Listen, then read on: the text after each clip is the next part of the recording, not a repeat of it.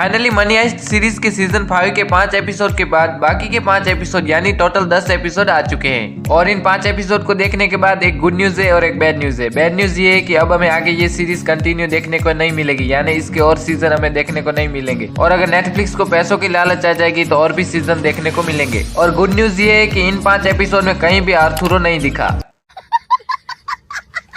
तो एपिसोड 6 की शुरुआत वहीं से होती है जहां पर एपिसोड 5 खत्म हुआ था, यानी जहां पर टोक्यो मरी थी। और बहुत ही ज्यादा एक्साइटमेंट थी कि अब आगे क्या होगा, 90 टन सोना बाहर निकल पाएगा या नहीं, क्या प्रोफेसर और उसकी टीम बच पाएगी या नहीं। ये 5 एपिसोड 50 मिनट के आसपास है और लास्ट वाला एपिसोड 1 घंटे का है, यानी आपको ये सभी एपिसोड देखने में करीब 5 घंटे लग जाएंगे। और इन 5 एपिसोड की अच्छी बात यह है कि इसमें कोई मरा नहीं, वरना हमने अभी तक जितने भी सीजन देखे उसमें कोई ना कोई मरा था। Money heist series original Spanish series है जो कि स्टार्टिंग में स्पेन में भी फ्लॉप रही थी, लेकिन नेटफ्लिक्स पर आने के बाद वो फेमस हो गई। तो इस सीजन 5 में 90 टन सोने को पिघला कर बाहर निकालना था। तो मैं एंड स्पॉइल नहीं करूंगा क्योंकि मूवी हो या सीरीज वो एंड पर ही टिकी होती है।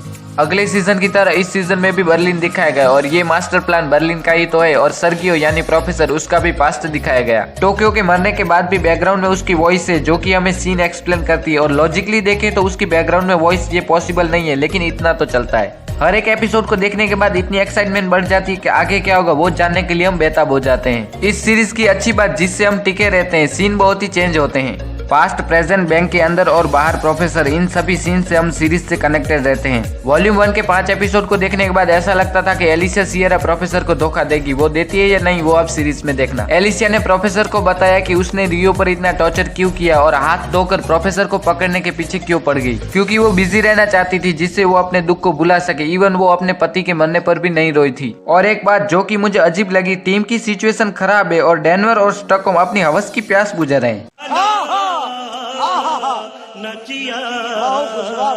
अगर इस मनी हाइस्ट सीरीज में कोई रियल हीरो है तो वो बर्लिन है, जिसके मरने के बाद भी उसके प्लान के मुताबिक हाइस्ट हो रही है और वो जो फैसला लेता था वो सटीक होता था। ये सीरीज हमें कोई अच्छा मैसेज नहीं देती है और ना ही कुछ अच्छी बात सिखाती है। अपने ही देश में चोरी करना तो बुरी बात होती है और ना ही किसी और देश में चोरी करना अच्छी बात होती है। इवन चोरी करना ही बुरी बात होती है। ये सीरीज फैमिली शो नहीं है क्योंकि इसमें सेक्सुअल सीन और बैड लैंग्वेज का यूज किया गया है और कई सीन में लॉजिक भी नहीं है, जिस वजह से सीरीज को भी गालियां पड़ रही है। और मैं भी यही कहूंगा कि इस सीरीज को देखते टाइम लॉजिक और अपना ज्यादा दिमाग मत लगाना, वरना आप इस सीरीज को एंजॉय नहीं कर पाओगे। तो ओवरऑल सीरीज अच्छी है और आपको पता ही होगा कि ये सीरीज कितनी फेमस है। अगर आपने नहीं देखी है तो जरूर देखना। और अब तो ये सीरीज खत्म भी हो चुकी है तो आपको सीजन के लिए इंतजार भी नहीं करना पड़ेगा। और अगर आपने ये सीरीज देख ली है तो इसमें आपका आर्थुरो के अलावा कौन फेवरेट है वो जरूर से मुझे कमेंट में बताना। और अगर एक्स यूट्यूब चैनल पर नए हो तो सब्सक्राइब कर लेना, जिससे आपको मूवी रिलेटेड और भी वीडियो मिलती रहे। तो मिलते हैं नेक्स्ट वीडियो में।